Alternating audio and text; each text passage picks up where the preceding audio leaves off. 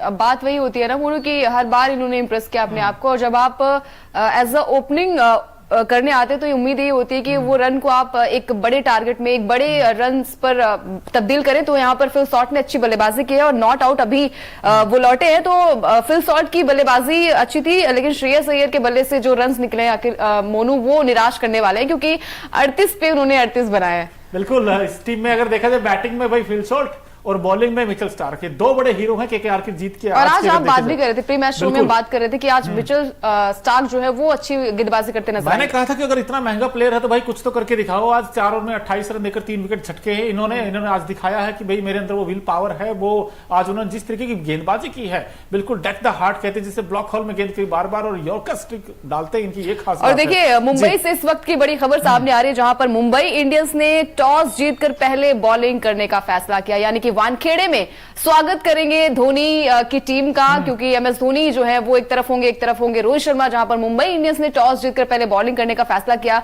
मोनू क्या लग रहा है आपको कि यहां से जो टॉस का बॉस है वो मुंबई होगा? देखा तो है, जो टॉस जीतता वो मैच भी जीतता वहां पर, और हमने उस पर भी देखा था कि, लेकिन अच्छी खबर है वैसे ये कि पहले गेंदबाजी करने का फैसला किया। लेकिन इस मैच की अगर हम बात करें अंकिता, उस पर भी जाएंगे थोड़ी देर में, लेकिन इस मैच में बड़ा इंपॉर्टेंट ये हो जाता है कि भाई एलएसजी ने आज तो पूरी तरीके से सरेंडर कर दिया। हम कहते थे कि एलएसजी की तो गेंदबाजी सबसे ताकत है, लेकिन आज तो उनकी वही कमजोरी बन गई। भाई गेंदबाजी में मयंक यादव क्या इतने बड़े हीरो थे, अगर उसके बाद देखा जाए भाई हर्षित राणा जिस तरह की गेंदबाजी की थी वैसी गेंदबाजी यहां पर नहीं कर पाए, चाहे यश ठाकुर हो।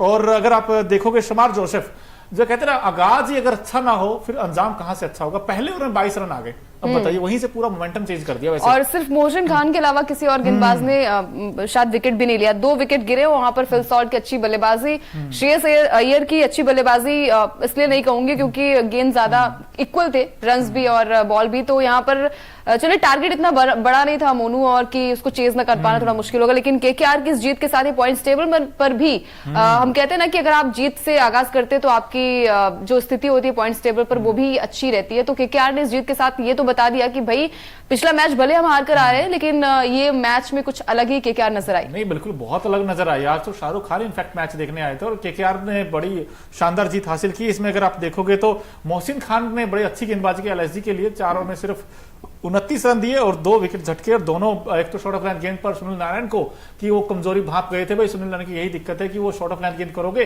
तो वो जल्दी आउट हो जाएंगे। लेकिन क्विंटन डिकॉक आज फिर से नहीं चले, 10 रन बनाए, 8 गेंदों का सामना किया उन्होंने, 125 का स्ट्राइक रेट था। और इसमें जो मजे की बात ये थी कि केएल राहुल ने आज आकर एक अच्छी पारी खेली।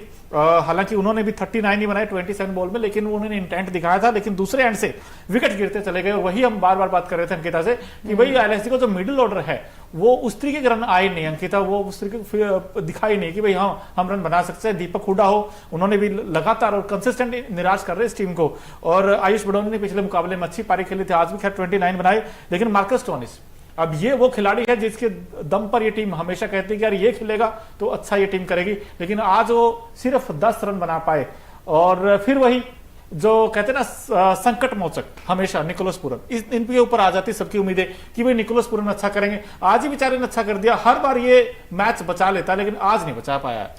बिल्कुल आज नहीं बचा पाई ये मैच। और इस मैच में कई सारे हमने देखे कि वीक लिंक्स नजर आई, उनकी मिडिल ऑर्डर भी कमजोरी थी, जहां पर मार्कस स्टोइनिस एक मैच में चलते उसके बाद वो स्टोइनिस नजर नहीं आता है मोनू। और जब गेंदबाजी की बात आती है तो जैसे मोनू ने कहा कि मयंक यादव के न रहते हुए क्या इतनी बड़ी सी आफत आ गई कि आपका मैच बिल्कुल बदलता जा रहा है। पिछला मैच भी आप चलिए वो हार कर आए थे, लेकिन उम्मीद थी कि यहाँ से जीत का आगाज होगा।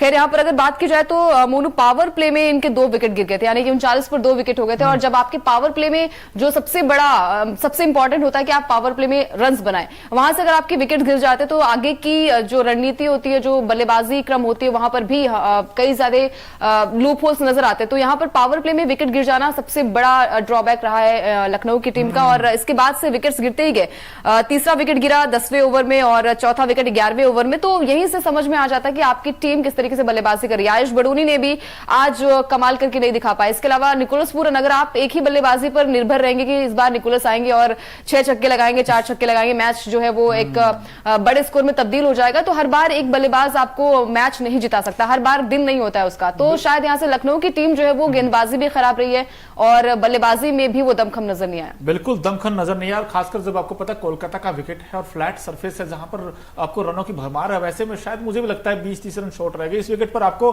कम से कम जो विनिंग टोटल 185 190, अब एवरेज स्कोर अगर 180 है तो यहाँ पर तो कम से कम आपको 210 220 तो लगाने चाहिए थे बोर्ड पर, क्योंकि सामने जब इस तरीके की बैटिंग वहां पर आंध्र रसल तक तो बात ही नहीं पहुंची। देखिए सोचिए आप, पहले ही मैच फिनिश कर दिया। मैंने तो कैप्टन बनाया था उन्हें। बिल्कुल, मैं और अखिल जी भी इनफैक्ट बात कर रहे थे कि भाई जो अल्जारी जोसेफ है, जोसेफ दोनों भाई हैं, एक अल्जारी जोसेफ थे और एक शमार जोसेफ जो आज का डेब्यू हुआ था। यार क्या डेब्यू हुआ, 4 में 47 पढ़वा लिए उन्होंने तो आज, क्या डेब्यू है यार ये। और उनके जो भाई हैं अल्जारी जोसेफ वो पिटते हैं। अब क्या किया जाए यार अंकिता। अब देखिए मैं जोसेफ के स्टैट्स देख रहा हूं यार, शमार जोसेफ इनफैक्ट 4 ओवर में 47 और कोई विकेट भी नहीं मिला, 11 की एवरेज से रन लुटाए हैं। और आप छोटा टारगेट जब आप डिफेंड करते हो तो 4 में 47 देकर तो मुझे तो लगता है मैच जीत पाओगे। इसके अलावा मोहसिन खान ने बड़ा इंप्रेस किया, 4 में 29 रन दिए, 2 विकेट झटके। कुणाल पांड्या ने 1 ओवर में 14 रन दे डाले। बताइए, तो बॉलिंग इनकी अभी भी फीकी है यार, विदाउट मयंक यादव, क्योंकि दोनों एंड से आपको प्रेशर क्रिएट करना पड़ता है। यश ठाकुर ने स्टार्टिंग में अच्छी गेंदबाजी की थी लेकिन फिर पिट गए, वो भी 2 में 25 दे गए। तो रवि बिश्नोई ने ठीक ठाक की गेंदबाजी की लेकिन वही आप नहीं है ना, रन नहीं थे आपके पास। सिंपल सी बात यह है, एलएसजी अगर हारा है तो भाई उनकी बैटिंग ने कमाल नहीं कर किया, और खासकर मिडिल ऑर्डर ने, चाहे इसमें ये बैटिंग ने भी और गेंदबाजी ने भी निराश किया है। 2 विकेट आपने लिए और वहां से तो आप कम से कम ये उम्मीद थी कि चलिए वहां पर विकेट चटकाएंगे, लेकिन आपकी गेंदबाजी में भी वो दमखम नजर नहीं आया। रवि बिश्नोई अच्छी गेंदबाजी करते लेकिन आज के मैच में उन्होंने भी शायद निराश किया है। लेकिन मेरा तो अभी भी सवाल यही कि आपने पहला और शमार जोसेफ से क्यों करवाया? आई थिंक हार्दिक पांड्या से सीख मिली होगी। बिल्कुल हो सकता है, क्योंकि आपके यश ठाकुर आपके पास है, मोहसिन खान आपके पास, आप उनसे स्टार्ट करा सकते थे। आपने पहले ओवर में 12 रन बनाए थे बैट्समैनों ने, जो 10 रन थे वो एक्स्ट्रा के थे, चाहे उसमें नो बॉल हो, लेग बाई हो, बाई हो, तो आपने 22 रन दे दिया आपने पहले ओवर में। तो अगर आप 22 दे देंगे तो रन कितने बचेंगे? फिर 130 ही बचते, फिर तो 19 ओवर में। तो आपने पहला ओवर ही आप कहीं ना कहीं डिसाइडिंग फैक्टर हो जाता है, मुझे ऐसा लगा पर्सनली। आप भी बता सकते हैं क्या रीजन का रहा होगा हार का, बट मुझे तो यही रीजन लगता है भाई एलएसजी की हार का। लेकिन जल्दी से आपको बता देते हैं पूरे मैच का हाल चाल क्या रहा था कि कोलकाता नाइट राइडर्स 8 विकेट से जरूर जीता, लेकिन उसमें एलएसजी ने पहले बैटिंग की थी, 161 बोर्ड पर लगाए थे, जिसमें केएल राहुल ने 39 रन बनाए थे, दीपक हुडा 8 बना सके, आयुष बडोर ने 29 बनाए थे और निकोलस पूरन ने 45 बनाए थे। यानी कि केएल राहुल और पूरन की पारियां जरूर आई लेकिन कोई भी 50 नहीं बना पाया इस पूरी इनिंग में। अगर आप देखेंगे तो बड़ी पारी जिसकी हम बार बार बात करते हैं मैं और अंकिता, क्योंकि जब 70-80 रन की पारी आती है तब जाकर स्कोर 200 के आसपास पहुंचता है, तो इसलिए रन 160 के आसपास रह गया। अब जब 162 का टारगेट का चेज करने आए केकेआर की टीम, तो केकेआर ने जल्दी निपटा लिया था सुनील नारायण को। दूसरे ओवर में नहीं आउट हो गए थे सुनील नारायण, सिर्फ 4 रन बना पाए थे। लेकिन उसके बाद जो बैटिंग की वो बड़ी दमखम वाली बैटिंग की, जिसमें केकेआर की तरफ से अगर देखें तो फिल शॉट ने आज हीरो बन गए। 47 बॉल में 89 बनाए, जिसमें 14 तो चौके लगाए हैं और 3 छक्के लगाए हैं।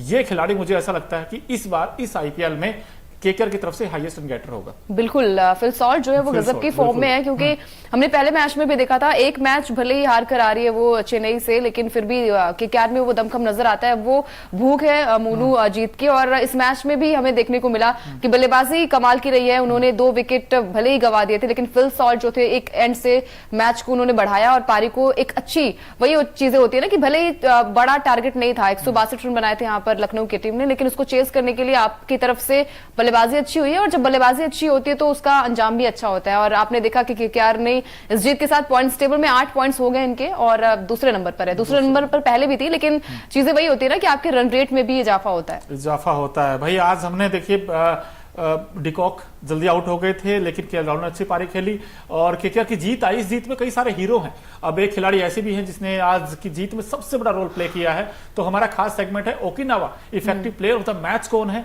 क्योंकि ओकिनावा की जो स्कूटी कॉस्ट फैक्ट्री तो है ही, माइलेज बड़ा अच्छा देती है, तो एक बार देख ही लेते हैं भाई Okinawa effective player of the match कौन है आज के।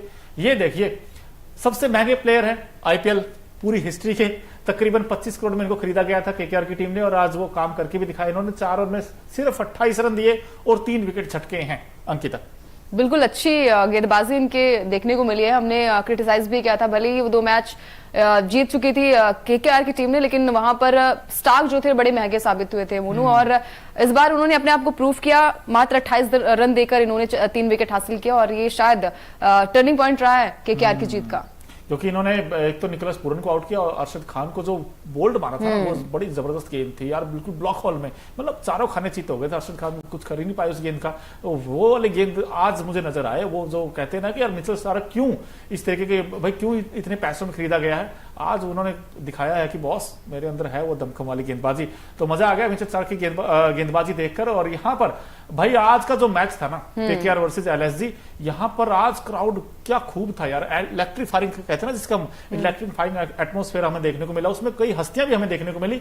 तो colourful moment of the match क्या क्या है वो भी हम देख लेते हैं भाई। उसमें बड़ी खूबसूरत तस्वीरें आपको नजर आती हैं, केकेआर का पोस्टर, ये छोटे छोटे बच्चे अंकिता।